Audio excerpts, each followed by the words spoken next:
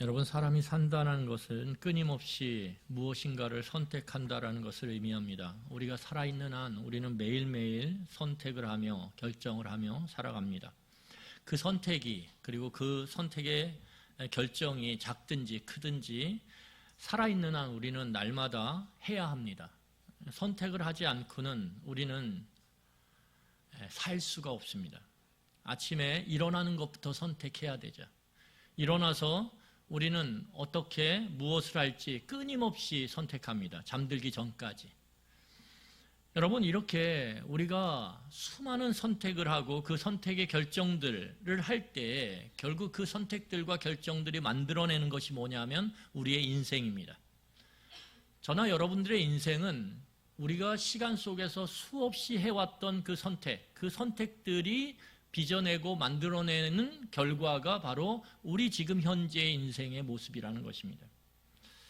여러분, 우리가 인생을 빚어내는 그런 수많은 선택들을 하게 될 때 그 선택에는 다양한 이유와 동기가 있습니다. 대체로 우리의 선택의 동기나 이유는 일관됩니다. 이게 잘 안 변해요.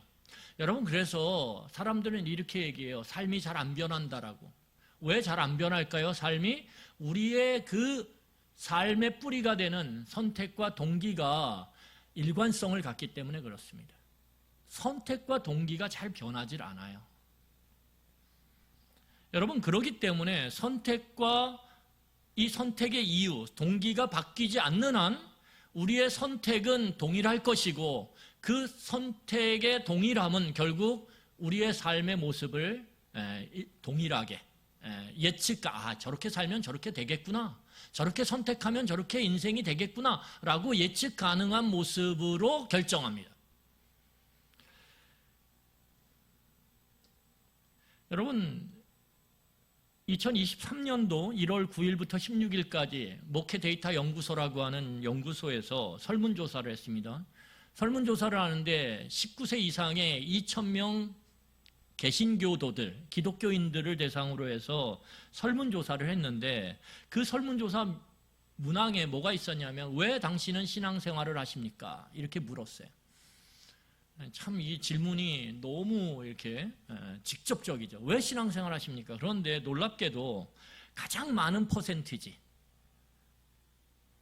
19세 이상의 2,000명이나 되는 사람들을 설문조사했는데 굉장히 이 모집단이 큰 겁니다. 2,000명이면.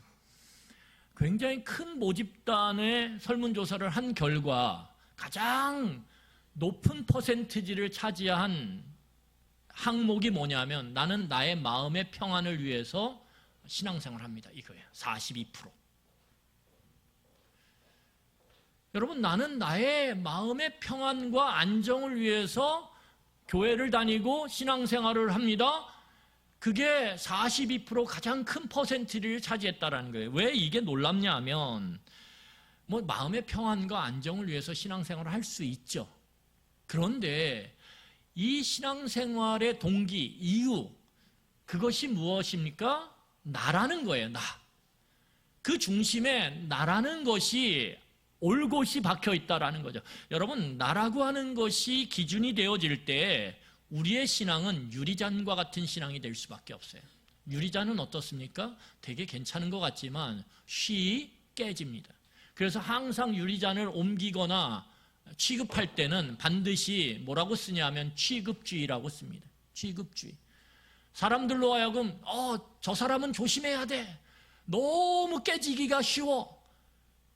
마치 그것처럼 그 사람의 신앙은 약할 수밖에 없다라는 거예요. 왜요? 기준이 내가 되는 순간 나의 마음의 평안과 안정이 내 동기와 선택이 되는 순간 나의 모든 선택은 나와 관련돼서 선택할 수밖에 없기 때문에 내가 유익하냐, 내가 편하냐, 내가 좋으냐, 내가 기쁘냐 모든 것은 내가 기준이 되고 그 신앙은 유리잔과 같은 신앙이 되어서 쉽게 깨지고 망가지고 그리고 변동되어집니다. 그래서 나가 기준이 되는 신앙은 변동성이 클 수밖에 없어요. 여러분, 연애를 해도요, 내가 기준이 되잖아요. 그러면 그 연애는 쉽게 깨지기 마련입니다. 그리고 그 연애는요, 내가 기준이 돼서 모든 것들을 해나갈 때 반드시 변동성이 커요. 좋았다 나빴다, 헤어졌다 만났다, 헤어졌다 만났다.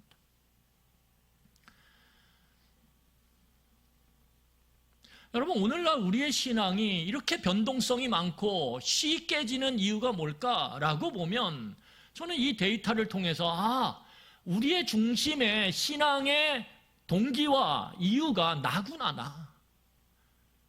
그럴 때 결국은 그 신앙은 연약할 수밖에 없다라는 거예요. 오늘 우리가 이 본문 말씀을 통해서 사도 바울의 선택, 그리고 그 선택을 하는 이유에 대해서 오늘 우리는 접하게 됩니다. 바울의 선택과 그 동기를 살펴보면 우리에게 주어진 이 짧은 시간 속에서 어떻게 선택하고 어떠한 이유로 우리의 삶을 선택해 갈 것인지에 대한 지혜를 배우게 돼요. 우리 한번 같이 말씀을 통해서 같이 살펴보기를 원합니다. 여러분, 사도 바울이 한 가지 선택을 해요. 그 선택은 무엇이냐 하면 이제 이 소아시아 지역, 지금의 투르키에 옛말로 말하면 터키 지역의 로마가 식민지로 삼았죠. 그 큰 그 반도를, 그 트루키의 그 소아시아 지역을 로마의 식민지로 삼아서 수도를 두는데 그 수도가 어디냐 하면 에베소입니다. 에베소. 그 유명한 에베소. 이 에베소에서 이제 사도 바울이 에베소를 떠나서 어디로 가게 되냐면 예루살렘으로 가기로 선택을 해요. 오늘 그 선택의 내용을 설명하고 있는 거예요. 이게 사도 바울의 아주 중요한 선택입니다. 그런데 여러분, 이 선택을 하는 이유가 무엇이냐 하면 표면적인 이유는 이 예루살렘 도시가 큰 기근을 당하게 됐어요. 기근으로 인해서 수많은 사람들이 굶주림과 배고픔, 그로 인해서 고통을 겪고 죽음에 이르게 되는 그러한 일들이 전해졌습니다. 그래서 사도 바울이 기도하면서 어떻게 하냐면 그가 복음을 전했던 이방인 교회들, 그 이방인 도시에 있던 성도들에게 요청을 해요. 우리가 예루살렘 교회로 하여금 복음을 듣고 그 복음으로 인해서 빚을 졌는데 그 빚을 이제 우리가 갚아야 되지 않을까라는 요청을 하면서 예루살렘 성도들이 지금 기근으로 인해서 굶주림으로 죽음으로 고통당하고 있는데 우리 같이 헌금을 해서 그들을 돕자, 이런 요청을 하게 되고 그 요청에 대해서 이방인 교회들이 온 마음으로 반응해서 헌금을 하기 시작해요. 그리고 그 헌금이 다 모여지자 이제 사도 바울이 그 헌금을 갖고 예루살렘 교회에 전달하기 위해서 지금 떠나고자 하는 거예요. 이게 표면적인 동기예요. 헌금을 전달하기 위해서. 그래서 사도 바울이 이제 에베소로부터 떠나서 그가 전도를 했던 도시들이 있어요. 특별히 헬라 지역, 지금의 그리스라고 하는 그 지역에 전도를 했던 도시들을 돌아보면서 그 지역의 교회들과 성도들을 만납니다. 그리고 돌봐요. 말씀을 전해요. 그리고선 어디에 오게 되냐 하면 에베소라고 하는 도시 바로 밑에 있는 밀레도라고 하는 도시에 이르게 돼요. 이 밀레도에서 이제 바울은 배를 타고 예루살렘으로 가기 직전이에요. 그 직전에 오늘 놀랍게도 사도 바울은 에베소 교회의 지도자들, 장로들을 만나기를 요청합니다. 바로 에베소 도시 바로 밑에 있기 때문에 이 밀레도로 이제 내가 배를 타고 예루살렘으로 바로 갈 건데 가기 전에 좀 만나자. 그래서 에베소 교회 지도자들을 불러요. 그래서 오늘 밀레도에서 만나는 거예요. 여러분, 오늘 성경을 보면 이 만남이요 아주 특별한 만남입니다. 왜냐하면 이 만남은 헤어짐을 위한 만남이거든요. 여러분, 그런데 오늘 놀라운 점이 있어요. 자, 25절입니다. 우리 25절 같이 읽겠습니다. 25절 같이 읽겠습니다. 시작. 보라, 내가 여러분 중에 왕래하며 하나님의 나라를 전파하였으니 이제는 여러분이 다 내 얼굴을 다시 보지 못할 줄 아노라. 여러분, 거기 보면 바울이 장로들에게 뭐라고 얘기하냐면 우리가 헤어지는데 그 헤어짐의 표면적 이유는 예루살렘 교회의 그 기근과 고통으로 인해서 우리가 모아온 헌금을 전달하기 위함이야. 그런데 이 헤어짐이 오늘 일시적인 헤어짐이 아니라 뭐라고 얘기합니까? 영구적인 헤어짐이라는 거예요. 그러니까 에베소 교회를 목회했던 사도 바울이 에베소 교회를 떠나서 예루살렘으로 가는데 지금 그 헤어짐이 그냥 헌금을 전달하고 다시 돌아오는 것이 아니라 나는 헌금을 전달하러 가면 다시는 돌아오지 않는다라는 거예요. 그러니까 여러분, 이게 충격과 공포 아닙니까? 왜냐하면 여전히 에베소 교회 성도들은 사도 바울을 사랑했어요. 바울도 에베소 교회를 사랑했어요. 여러분, 사도 바울이요, 이 에베소 교회, 이 에베소 지역에 와서 복음을 전할 때 에베소 도시는 아무것도 없었어요. 아무것도. 믿는 사람이 없었다라는 거예요. 왜냐하면 이 에베소는 제가 아까 말씀드렸듯이 이 소아시아의 로마령 수도예요. 그러니까 그 당시에 한 60만 명이나 되는 인구가 모여서 살았던 굉장히 거대한 도시입니다. 여러분, 서기 1세기에 60만 명이 모여 살았다는 것은 지금으로 말하면 거대한 도시를 의미해요. 지금 서울과 같은 그런 큰 도시에 그 중심에 자리 잡고 있었던 것이 무엇이냐면 아데미 여신전이에요.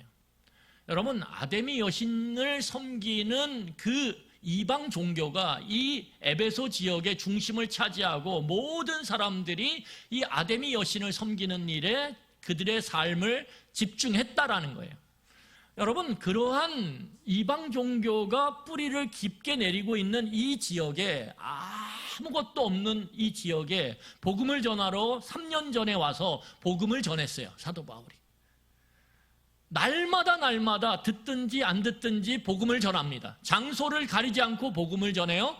여러분, 아무것도 없던 곳에 이제 믿는 사람들이 생기고 그 그리스도인들이 모여서 교회를 세우고 그 교회가 작고 연약했는데 점점 힘을 얻고 세력을 얻어서 교회가 이제 어느덧 단단하게 그렇게 자랐어요. 그래서 교회가 그 에베소 이방 종교로 가득한 그 사회 속에서도 이제는 에베소 교회들을 무시하지 못할 정도로 그렇게 견고해졌단 말이에요. 여전히 핍박은 있고 여전히 어려움은 있지만 그래도 이제는 버텨낼 정도로의 교회의 모습이 이루어졌어요. 여러분, 그 모든 과정 속에서 사도 바울은 예수 그리스도를 증거했고 그 예수 그리스도의 사랑을 사도 바울뿐만 아니라 이 에베소 성도들이 함께 공유하는, 사랑을 공유하는 관계가 됐다라는 거예요. 여러분, 사랑을 공유하는 관계, 예수 그리스도의 사랑으로 성도들을 돌보고 그 성도들은 예수 그리스도의 사랑으로 바울을 위하고 이러한 그리스도의 사랑으로 함께 공유된 관계가 됐단 말이에요. 그러면 여러분 얼마나 좋아요.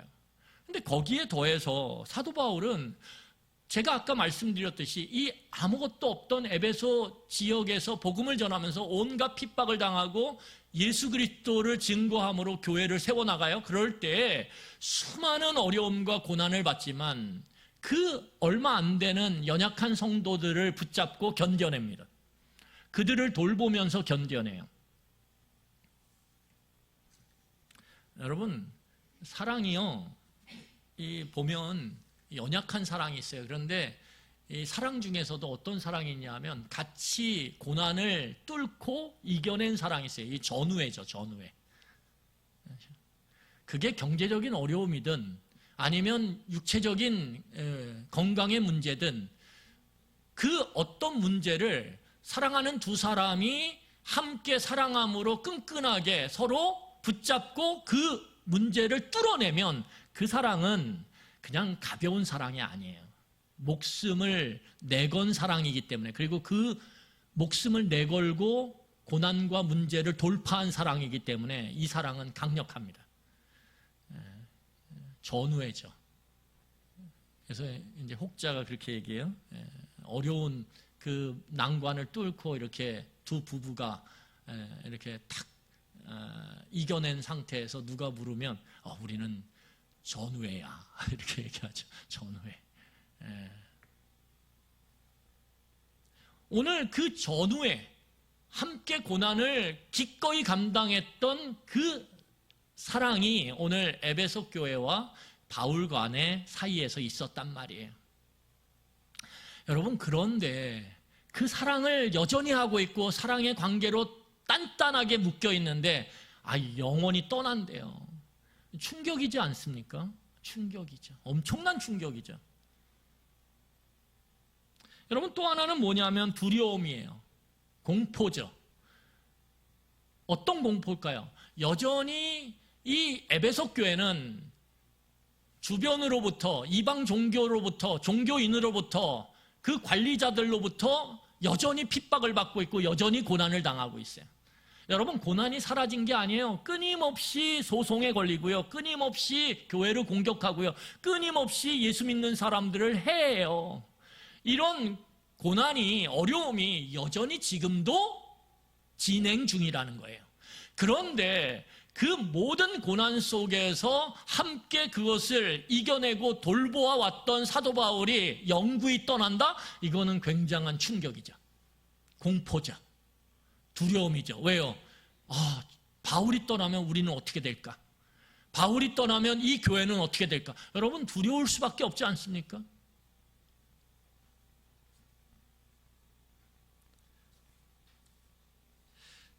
제 아들이 그러더라고요.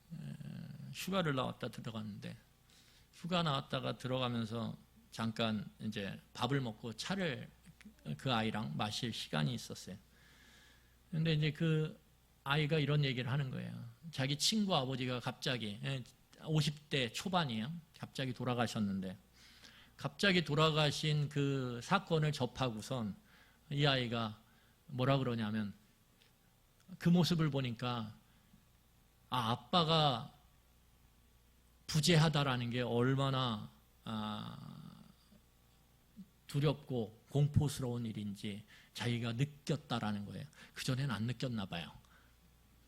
그러면서 갑자기 저한테 소중하다고 이렇게 이야기를 해요. 그게 왜 소중한지는 잘 모르겠어요.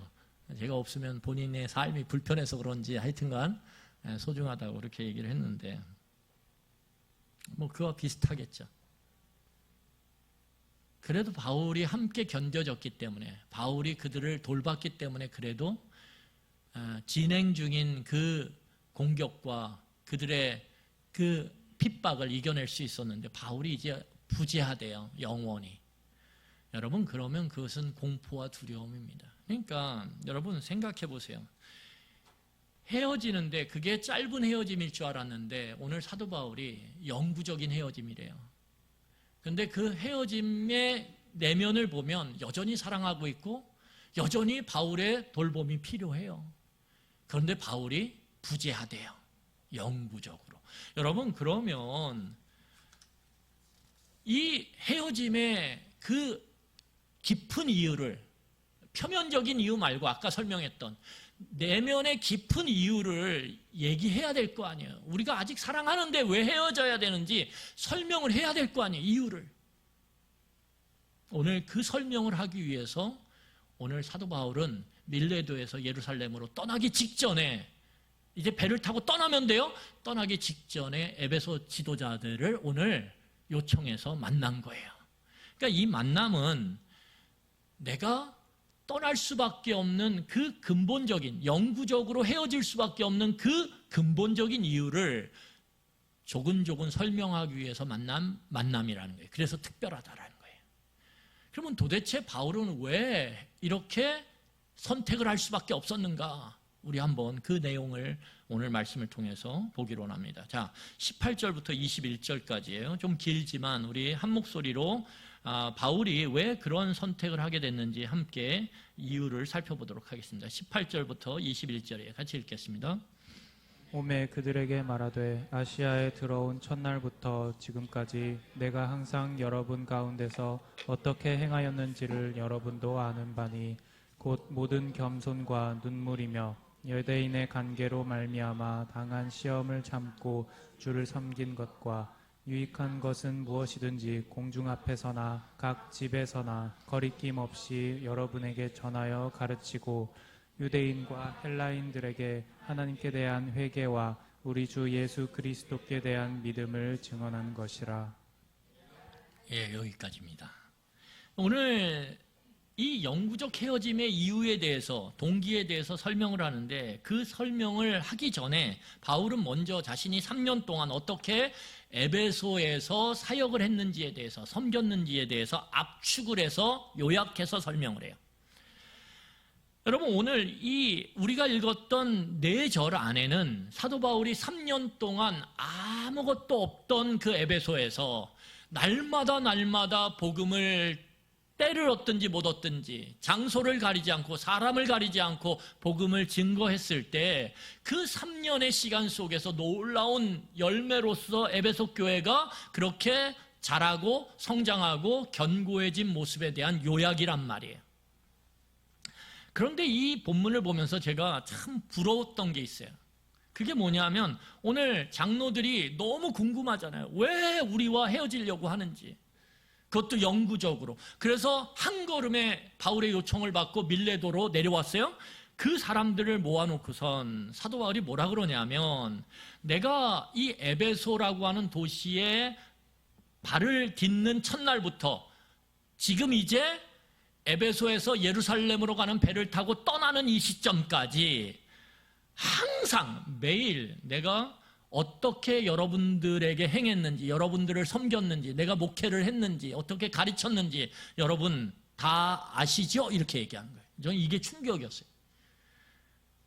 이 대단한 자신감이거든요. 여러분 아시죠? 제가 어떻게 섬겼는지, 제가 어떻게 말씀을 날마다 가르쳤는지 아시죠? 그랬는데 장로들이 아니요?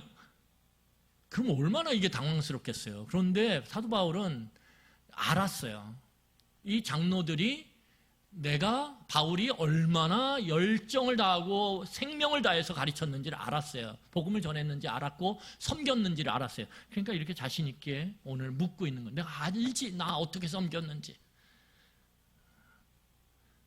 제가 여러분들한테 여러분 제가 어떻게 섬겼는지 아시죠? 그런데 이러면 아유, 얼마나 슬플까요? 얼마나 슬플까요? 제가 이걸 보면서 정말 제대로 섬기고 제대로 사역을 해야 되겠다 이런 생각들을 하게 됐어요. 근데 오늘 성경을 보면 사도 바울이 그렇게 이야기한 다음에 자기의 사역을 요약을 해요. 우리 19절을 다시 보세요. 보면 뭐라고 그러냐면 곧 모든 겸손과 눈물이며 유대인의 관계로 말미암아 당한 시험을 참고 주를 섬긴 것과. 여러분 오늘 사도 바울이 뭐라 그래요? 내가 이 에베소에 와서 개척을 했어요. 여러분 아무것도 없던 곳에 토대를 세우고 거기다 건물을 세웠어요. 교회라고 하는. 여러분 그러면 모든 주도권은 누구에게 있습니까? 사도 바울에게 있을 수밖에 없어요. 그리고 사도 바울은 지금 에베소를 목회하고 있는 지도자예요. 그러면 그의 힘, 그의 권력, 그의 파워는 강할 수밖에 없어요. 사람들은 그의 말에 귀를 기울일 수밖에 없고요. 그의 뜻을 쫓아갈 수밖에 없어요. 그럼에도 불구하고 오늘 사도 바울은 그 모든 자리에서 겸손하게 내려와서 어떻게 해요? 오늘 성경을 보니까 겸손하게 섬겼다라고 얘기해요. 겸손하게 섬겼다. 그리고 그 겸손하게 섬기면서 어떻게 했어요? 연약한 자들이 그 삶의 고통과 아픔 가운데 힘들어하고 울 때 같이 울었다라고 얘기해요.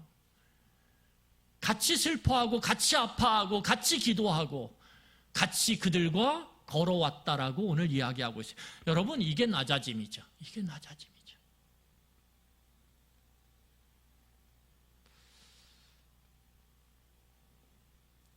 저는 우리 교회 성도들을 보면서 그런 생각을 해요.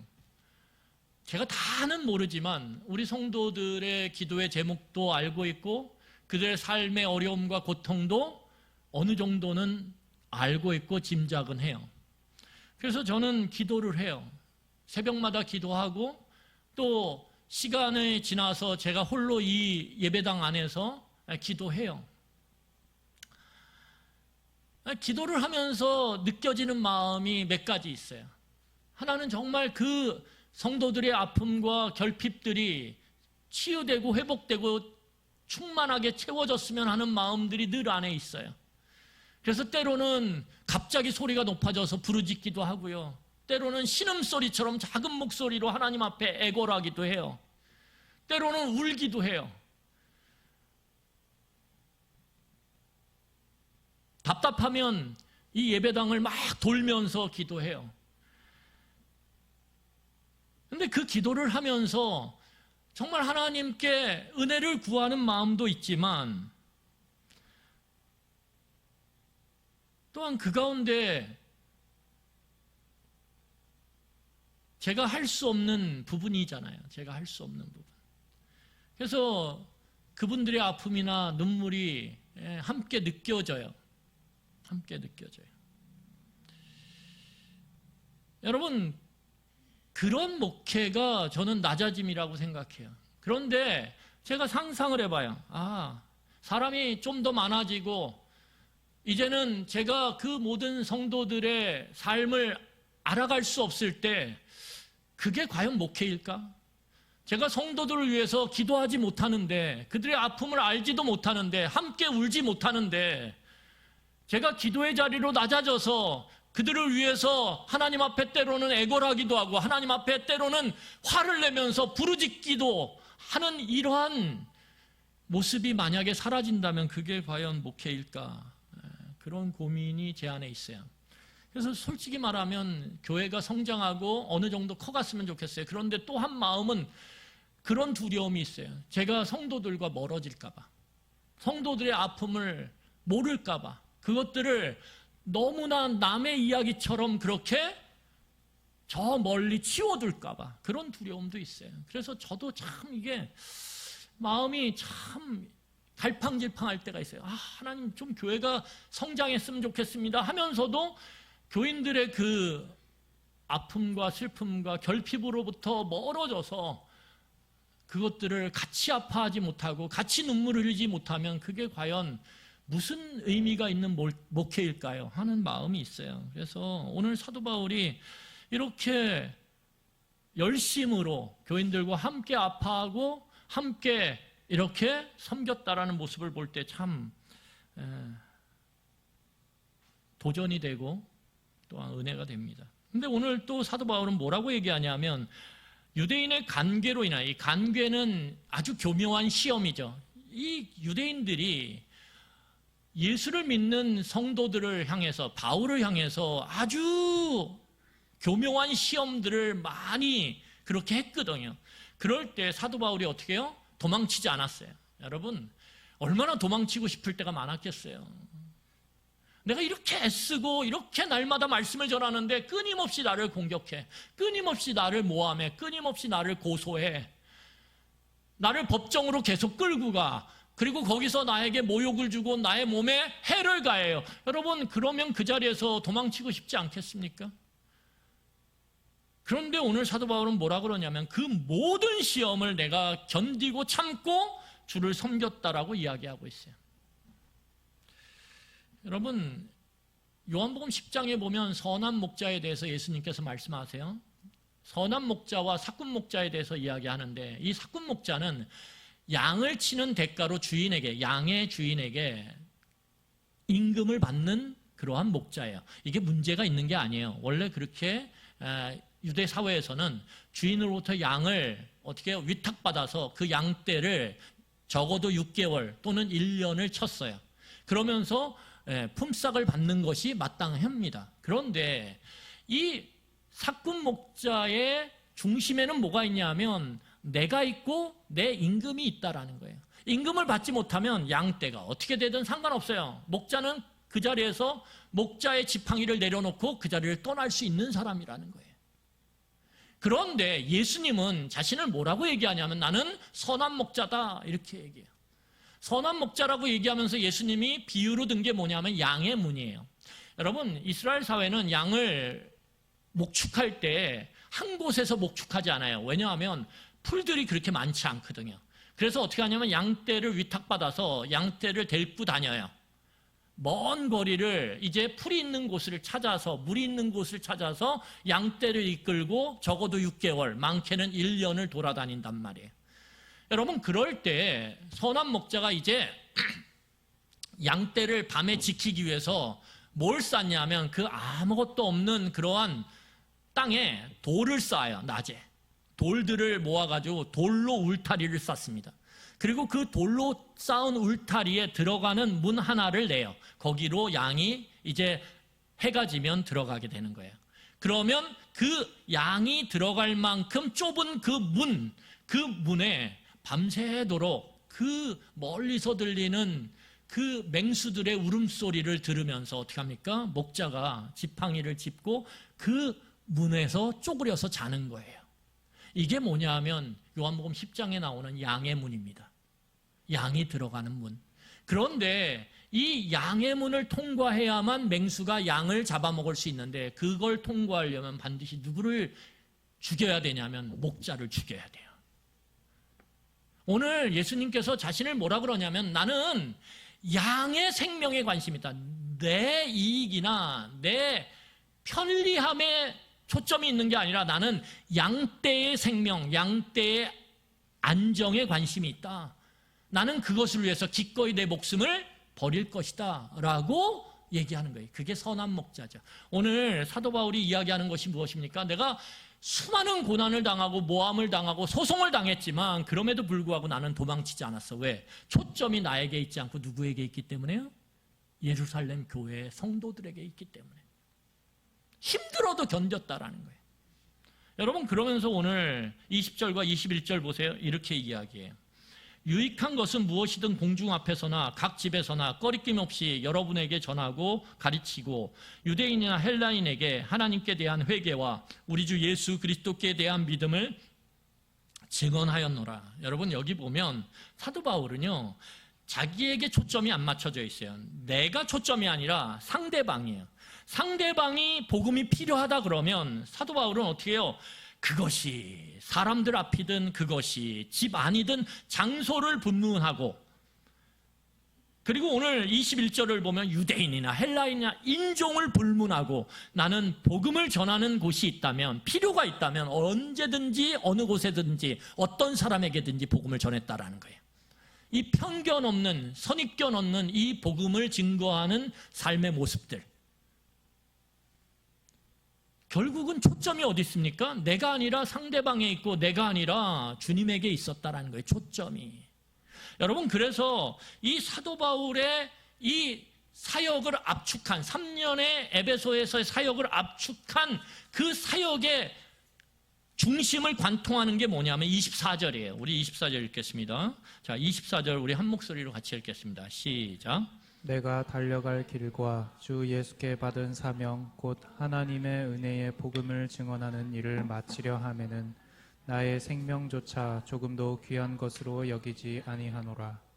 여러분, 아까 이야기했던 그 18절부터 21절까지의 3년의 사역을 관통하는 사도 바울의 믿음, 사도 바울의 가치, 사도 바울의 생각, 사도 바울의 그 마음이 뭐냐? 바로 이거예요. 24절.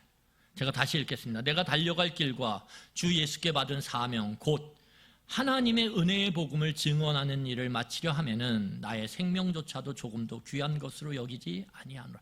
이게 사도 바울의 가치였고 사도 바울의 마음이었고 사도 바울의 생각이었다라는 거예요. 그의 모든 삶의 선택과 결정을 좌우하는. 여러분, 사도 바울은 오늘 우리가 읽었던 24절 말씀처럼 달려갈 길, 그 달려갈 길이 무엇입니까? 이 다메섹으로 예수 믿는 사람을 잡으러 가려고 하는 그때, 다메섹에 다 이르렀을 때, 원래 사도 바울이 예수 믿는 사람을 핍박했던 사람이죠. 그래서 예수 믿는 사람들, 그리스도인들이 다메섹이라고 하는 도시에 몰려있다라고 하는, 거기에로 피신했다라는 소식을 듣고 그 예수 믿는 사람을 잡으러 앞장서서 사도 바울이 가요. 그리고 그 다메섹이라고 하는 도시에 도착했을 때쯤 빛 가운데서 말씀하시는 예수 그리스도를 인격적으로 만나게 돼요. 그리고 그 만남을 통해서 이제 사도 바울은 복음을 증거하는 자로 뒤바뀌게 됩니다. 복음을 증거하는 그 삶을 시작함부터 이제 에베소라고 하는 도시에서 3년을 사역하고 예루살렘으로 지금 떠나는 이 시점까지 사도 바울을 붙잡았던 선택의 이유와 동기가 무엇이냐 하면 여기 보는 것처럼 뭐예요? 은혜의 복음을, 나를 변화시켰던 그 예수 그리스도를 내가 말로 증거하고 그 예수 그리스도께서 말씀하셨던 그 말씀을 내 삶으로 살아내는 것, 그것이 내 모든 선택의 동기와 이유였다라는 거예요. 그렇기 때문에 오늘 내가 아무것도 없던 에베소라고 하는 도시에 왔고, 내가 그 아무것도 없는 도시에서 날마다 누가 듣든지 안 듣든지 복음을 전했고, 그 복음을 전할 때 수많은 사람들이 나를 핍박하고 나를 해하고 나를 고소하고 나를 법정으로 끌고 다니면서 이리저리 창피함을 줄 때도 나는 내가 선택의 기준이 아니라 예수 그리스도의 말씀이 증거되는 것, 그것이 내 삶을 통해 살아내지는 것, 그것이 기준이었다라는 거예요. 그래서 나는 도망치지 않았다라는 거예요. 여전히 에베소의 말씀이 필요했기 때문에, 예수 그리스도를 전하는 것이 필요했기 때문에 나는 여전히 거기에서 있었다라는 거예요. 여러분, 이게 삶의 이유며 동기입니다. 여러분, 삶의 이유, 그 동기가 무엇과 같냐면 자동차의 엔진 같아요. 차체가 무거울수록 엔진이 커야 돼요. 만약에 차체가 큰데 엔진이 작고 볼품없다, 그러면 그 삶은 섰다 갔다, 가다 서다, 가다 서다, 변동성이 많을 수밖에 없고 결국은 퍼지게 됩니다. 가지 못하죠. 여러분, 동기가 나로 귀착되는 순간 우리의 삶은 강력함을 잃어버려요. 나로 내 삶에 초점이 맞춰지는 순간, 여러분, 우리는 다 알고 있잖아요. 우리가 얼마나 마음이 쉽게 변하는지, 아침과 저녁이 얼마나 다른지, 상황에 따라서 얼마나 우리의 마음이 바뀌는지. 여러분, 우리를 신뢰하는 것, 그것은 어리석음입니다. 그런데 내 삶의 선택의 결정의 초점이 만약에 나라면 우리의 삶은 연약해질 수밖에 없어요. 여러분, 그건 당연한 거예요. 이럴 때 이러고 저럴 때 저러고. 여러분이나 제 마음이 얼마나 쉽게 변하는지, 얼마나 해해되다가 마치 세상이 끝난 것처럼 저 깊은 웅덩이로 그렇게 내려가는지 아시잖아요. 그런데 내 마음에 그 내가 초점이 돼서 모든 선택을 해나간다면 우리의 삶은 결코 강력해질 수가 없어요. 깨지기 쉬운 인생입니다. 그런데 오늘 사도 바울은 삶의 동기, 이유가 자신이 아니에요. 주님께서 자기에게 주신 사명이지. 여러분, 우리는 그래서 오늘 성경을 보면 그 사명을 위해서, 내게 주신 사명을 위해서 나는 기꺼이 내 생명까지도 아끼지 않는다, 귀하게 여기지 않는다, 모든 걸 건다 라고 오늘 이야기하고 있어요. 여러분, 그럴 때 사도 바울의 그 삶이 이루어온 그 발걸음이 강력하구나, 당연히 역동적이구나, 그걸 느낄 수밖에 없어요. 여러분, 우리의 삶이 무기력하다면, 우리의 삶이 연약하다면 우리는 우리의 삶의 선택의 동기가 무엇인지를 다시 한번 점검해야 돼요. 도대체 나는 오늘 왜 선택하며 살고 있는가? 여러분, 오늘 사도 바울의 이 선택의 이유 앞에서 두 가지 마음을 갖게 됩니다. 하나는 부러움이에요. 참 부러워요, 저는. 이 사도 바울의 이 고백이. 너무너무 가치가 있는 인생 같거든요.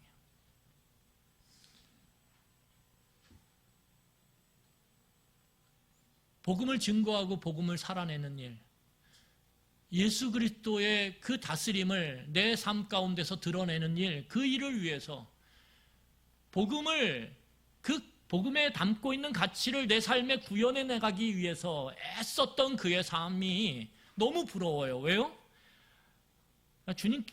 주님을 얼마나 이 사도 바울이 만나기를 원했을까 생각하면 참 부러워요. 왜냐하면 하나님, 저 이제 이렇게까지 애쓰면서 이렇게까지 사명을 다해 왔는데 이제 주님 만날 날이 얼마 안 남았네요. 와, 저 너무 기대돼요.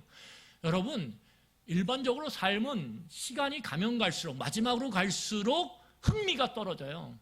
여러분, 그렇지 않습니까? 젊은 아이들이 막 호기심 갖고 흥미로운 것들 볼 때 어른들이 어때요? 에이, 그거 다 해봤어. 별 볼 일 없더라. 여러분 인생이요 점점 시간이 갈수록 흥미가 떨어지고 열정이 떨어지고 활력이 떨어지는 게 자연스러움이에요. 그런데 사도 바울은요 거꾸로요 시간이 마지막으로 갈수록 더 역동적이에요. 더 강력해져요. 왜요? 자신이 살아온 그 선택의 이유와 동기 속에서 사도 바울은 주님 만날 그날을 기대할 수밖에 없거든요. 그날을 사모할 수밖에 없거든요. 왜냐하면 주님께서 주실 위로와 그 칭찬이 너무 큰 것을 알거든요. 여러분, 우리의 인생을 살면서요 우리는 마지막이 있어요. 모든 사람에게. 그런데 우리는 어리석은 것이 무엇입니까? 마지막이 없는 것처럼 살아요. 마지막이 분명히 있는데 마지막이 없는 것처럼 그렇게 마지막의 순간을 망각하고 산단 말이에요. 오늘이 늘 계속될 것처럼. 그럴 때 우리가 망각하는 것이 무엇입니까? 그 마지막에 하나님 앞에 설 것과 그 하나님 앞에서 평가받을 것을 우리는 망각한다라는 거예요. 모든 인생은 다 하나님 앞에 섭니다. 그리고 그 하나님 앞에 설 때 우리는 우리의 선택과 결정에 대해서 어떠한 기준과 이유를 갖고 선택했는지 평가받을 거예요. 야, 너는 너를 위해서 선택했구나. 모든 것을. 여러분, 우리의 삶이 나를 위해서 나의 집중된 선택과 이유를 갖고선 우리가 선택해 왔다면 우리는 우리의 인생의 마지막 순간을 가까이 하면 할수록 우리의 삶은 굉장히 활력이 떨어질 거예요. 두려울 거예요. 염려가 될 거예요. 여러분, 오늘 이 부러움과 함께 이 사도 바울의 이 고백 속에서 제가 느낀 것은 무거움이에요. 그럼 나는 도대체 어떤 선택을 하고 있는가? 나는 어떤 이유로 내 삶의 하루하루의 선택을 해가고 있는가? 도대체 하나님 앞에서 내가 평생 동안 해왔던 선택들은, 결정들은 뭐라고 나에 대해서 하나님 앞에서 증언할 것인가? 무거운 마음이 들어요. 여러분, 말씀을 우리 정리하며 함께 기도하기로 합니다. 여러분, 오늘 사도 바울은 22절에 이렇게 얘기해요. 보라, 이제 나는 성령에 매여 예루살렘으로 가는데 거기서 무슨 일을 당할지 알지 못하노라. 오늘 사도 바울은 예루살렘으로 가는 게 성령에 매여서, 성령에 매인다라는 게 무엇입니까? 성령이 주신 사명에 매여서 그 달려갈 길과 그 복음 증거하는 일을 위해서 내 목숨까지도 기꺼이 귀하게 여기지 않고 헌신해 왔던, 그리고 그 동기와 이유로 선택해 왔던 그 삶의 또 다른 하나의 모습으로 오늘 예루살렘으로 내려가는 선택을 했다라는 거예요. 성령께서 주신 그 사명에 따라서 선택했다는 거예요. 여러분, 사도 바울 입장에서는요 그렇게 3년 동안 애쓰고 그렇게 수고해서 일궈놓은 그 에베소 교회 안에 머무는 게 가장 좋아요. 거기가 가장 편한 곳이고 거기가 가장 자기에게 좋은 곳이에요. 사람들의 존경과 사람들의 그 높임을 언제든지 받을 수 있는 곳이 에베소예요. 그 성도들과 함께 즐거움으로 같이 식사하고 함께 말씀을 전할 때 수많은 사람들이 모여들어서 사도 바울의 그 말씀을 꿀송이보다 단 것처럼 그렇게 듣는 그 모습을 보는 사도 바울 얼마나 기쁠까요? 말씀을 전해도 아마 10시간 전에도 힘들지 않을 거예요. 에베소가 가장 좋은 자리예요. 그런데 사도 바울은 뭐라 그러냐면 내가 예루살렘으로 간다라고 해요. 영구히. 왜요? 여러분, 이 사도 바울이 이 에베소에서 이제 자기가 전도했던 이전의 도시들을 방문했다고 제가 말씀드리지 않았습니까? 방문할 때마다 그 도시에 있는 교회의 성도들 중에 예언을 하는 선지자들이 있었어요. 그런 믿음의 사람들이 한결같이 뭐라 그러냐면 사도 바울 예루살렘에 내려가면 당신 죽어. 당신 엄청난 고통을 당할 거야. 핍박을 당할 거야. 그러니까 내려가지 마. 모든 선지자들이 그가 방문하는 교회에 있는 말씀을 증거하고 가르치는 선지자들이 사도 바울 예루살렘에 내려가면 당신 죽어. 내려가지 마. 이렇게 뜯어 말렸어요. 그런데 사도 바울은 뭐라고 얘기하냐면 내가 글로 가는 게 주님께서 기뻐하시는 것이고 그렇게 주님이 기뻐하시는 일을 행할 때 거기서 복음이 전해지고 복음이 드러날 것이다. 그래서 내가 선택하는 거다. 이게 바울의 일생을 관통했던 바울의 선택의 기준이고 이유였다라는 거예요. 그래서 부러워요. 왜냐하면 저는 이렇게 못하거든요. 끊임없이 내가 모든 선택의 중심의 자리에 놓이려고 끊임없이 주님의 뜻을 밀어내거든요. 내 안전을 위한, 내 풍요를 위한 선택의 이유와 동기가 끊임없이 주님을 향한 이 복음 증거의 사명을 감당하는 것을 모른 척하게 만들거든요. 그래서 이 사도 바울의 이 고백을 들으면 너무 부러워요. 왜냐하면 제가 주님 앞에 설 거거든요. 주님께서 나를 보실 때 제가 해왔던 그 인생의 모든 선택들과 결정들이 주님 앞에서 저를 증언할 거거든요. 저 박명재는 어떻게 인생을 선택해 왔는지 증언할 거거든요.